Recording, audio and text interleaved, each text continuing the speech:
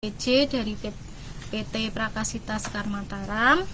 Nah, saya ini apoteker lulusan tahun 2017 dari Universitas Ahmad Dahlan. Jadi di sini apabila ada Bapak Ibu yang alumni UAD, senior saya atau dari dosen saya dulu di farmasi, salam kenal. Seperti itu. Nah, saya singgung lagi tentang Prakasita Sekar Mataram, bahwa Prakasita Sekar Mataram ini merupakan usaha kecil obat tradisional di mana kami memproduksi sediaan yang berbentuk seperti kapsul, COD, dan serbuk. Nah, si Enclo ini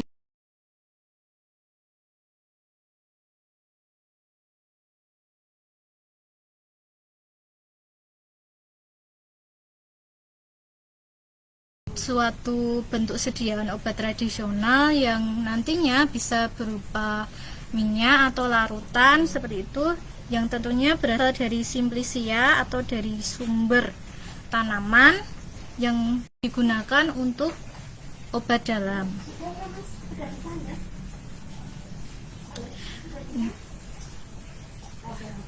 Nah, Bapak Ibu, kita bicara tentang sehat dan sistem imun terlebih dahulu. Kalau kita sehat, tentunya sistem imun kita ini kuat. Dan sebaliknya, kalau kita ini tidak sehat, baru kurang sehat, badannya ngerasa nggak enak, mesti dikaitkan dengan sistem imun kita turun. Nah, saya akan menjelaskan sedikit tentang sistem imun. Nah, sistem imun itu apa? Sistem imun ini adalah sistem daya tahan tubuh terhadap serangan substansi asing yang terpapar ke tubuh kita. Nah, si substansi asing ini bisa berasal dari luar maupun dalam tubuh sendiri. Yang dari luar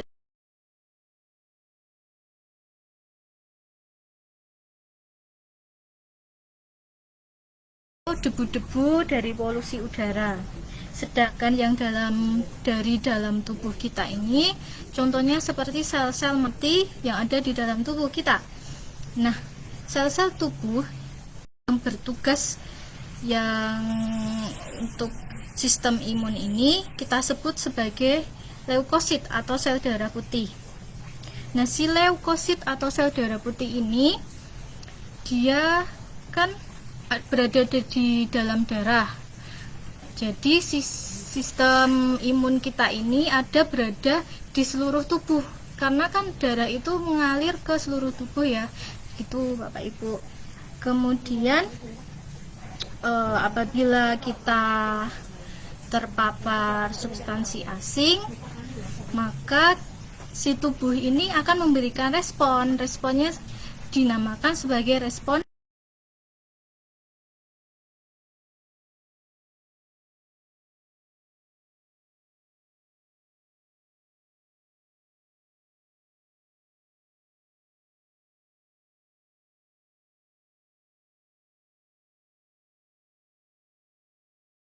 bayi ini belum terbentuk sempurna seperti itu. Jadi dia itu masih bergantung pada sistem imun yang masuk itu apa, seperti itu. Nah, di adaptive immunity ini sel-selnya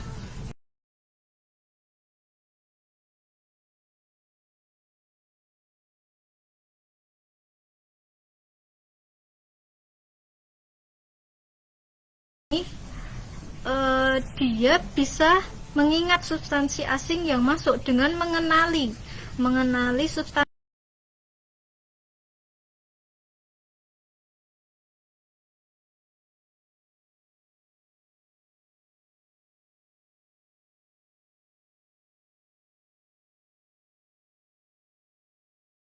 terkumpul,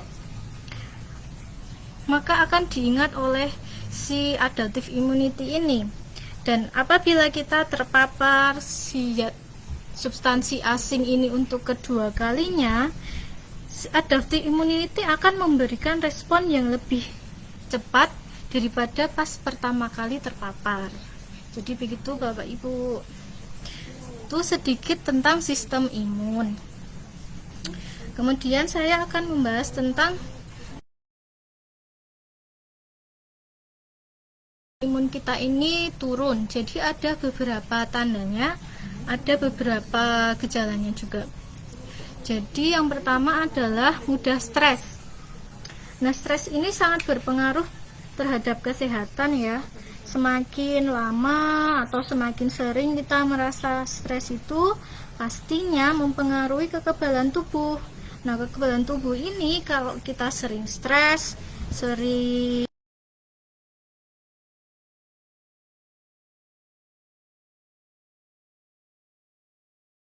mudah lelah.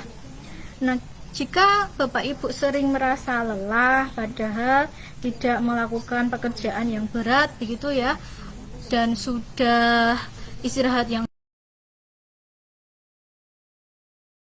jadi ini pertanda sistem imun Bapak Ibu ini sedang turun.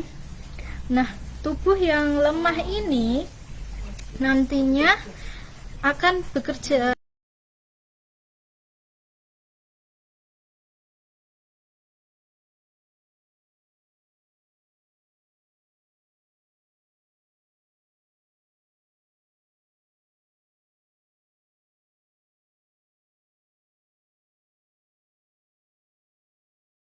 ini akan semakin banyak. Nah, ini menjadi alasan tubuh kita itu menjadi lelah secara terus-menerus seperti itu. Yang ketiga, penyembuhan luka menjadi lebih lama. Kalau kulit kita terluka, baik sekedar lecet atau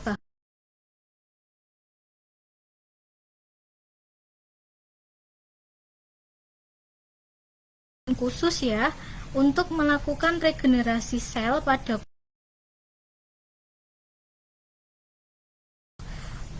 tubuh ini memproduksi suatu protein ini bergantung pada sistem imun tubuh. Jika imunitas kita sedang sehat dalam kondisi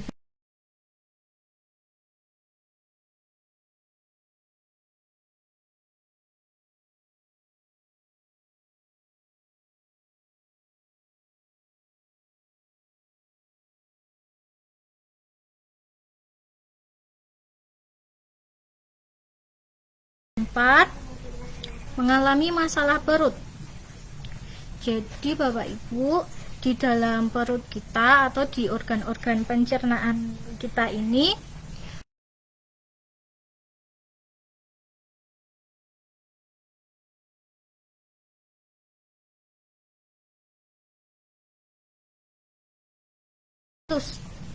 jadi bakteri Lactobacillus ini bisa membantu menangani gangguan-gangguan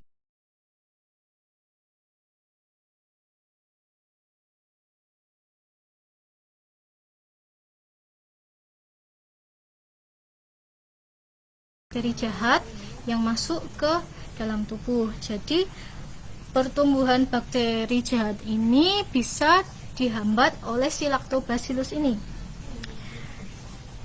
Nah, jika kita sistem imunnya turun, otomatis kan banyak bakteri jahat.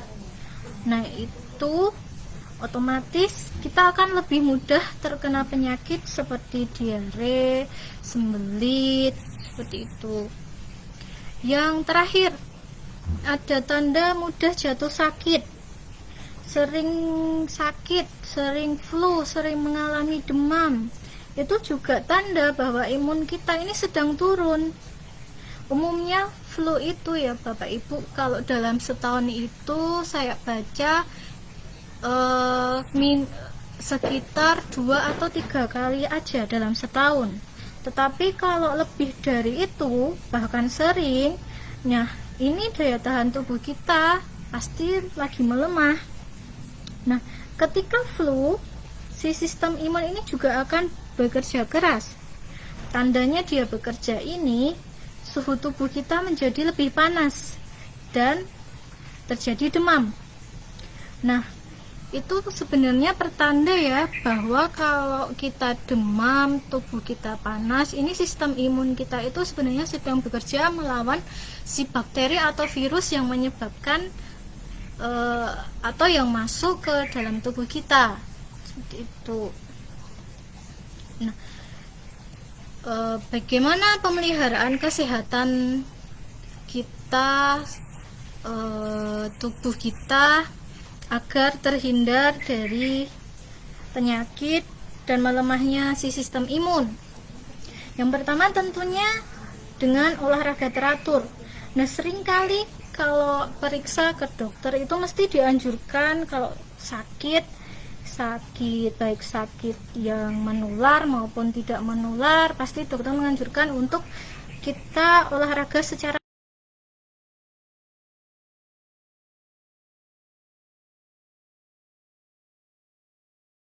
tubuh atau sistem imun tubuh ini, karena saat olahraga itu suhu tubuh akan memanas. Nah, iya kan Bapak Ibu, kalau olahraga kita mesti berkeringat dan suhu tubuh akan memanas. Nah, panas dari tubuh ini dapat memperlambat pertumbuhan bakteri. Tentunya bakteri jahat yang diperlambat ya. Nah, untuk olahraga teratur, kita ini dianjurkan kurang lebih selama 30 menit dan itu dilakukan juga secara rutin ya, dalam seminggu minimal 3 atau 5 kali untuk olahraga teratur. Yang kedua, mencukupi kebutuhan cairan.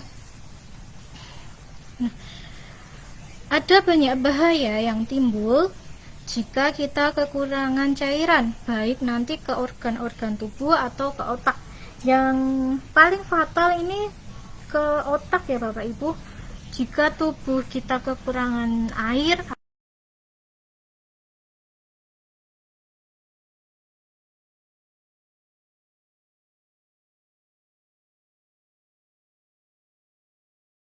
gen yang harusnya didapat oleh otak ini akan otak ini akan menjadi tidak aktif dan tidak berkembang. Nah, itu sangat bahaya ya Bapak Ibu. Jadi saya sarankan setidaknya kita per hari ini meminum 8 gelas air untuk memenuhi kebutuhan cairan tubuh setiap harinya. Jadi jangan sampai kurang ataupun malah berlebihan. Kalau berlebihan juga akan bahaya terhadap tubuh. Yang keempat, menghindari kebiasaan buruk. Yang ketiga, kita harus menjaga kebersihan diri dan lingkungan. Nah, menjaga kebersihan diri dan lingkungan ini mutlak untuk diterapkan. Ada begitu banyak bakteri ataupun virus di lingkungan sekitar ataupun dari tubuh kita sendiri.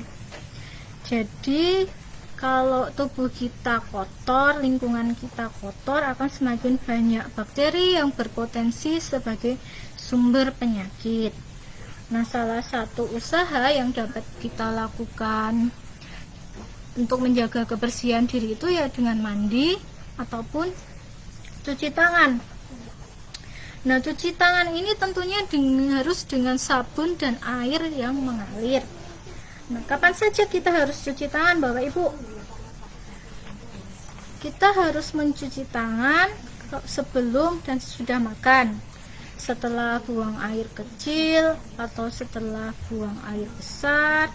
Terus kalau setelah bersin, untuk ibu-ibu yang baru punya bayi tentunya harus sebelum menyusui itu harus cuci tangan juga, karena bayi itu lebih rentan terhadap bakteri atau virus karena sistem kekebalan tubuhnya yang saya sebutkan tadi dia belum terbentuk sempurna.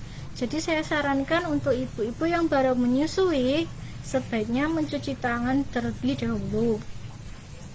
Yang keempat, ada usaha untuk menghindari kebiasaan buruk. Kebiasaan buruk ini maksudnya apa aja?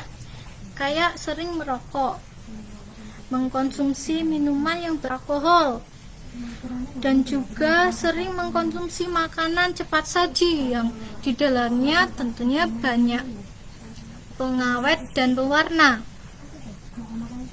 Nah, ini bisa memperbesar resiko terkena penyakit tidak menular,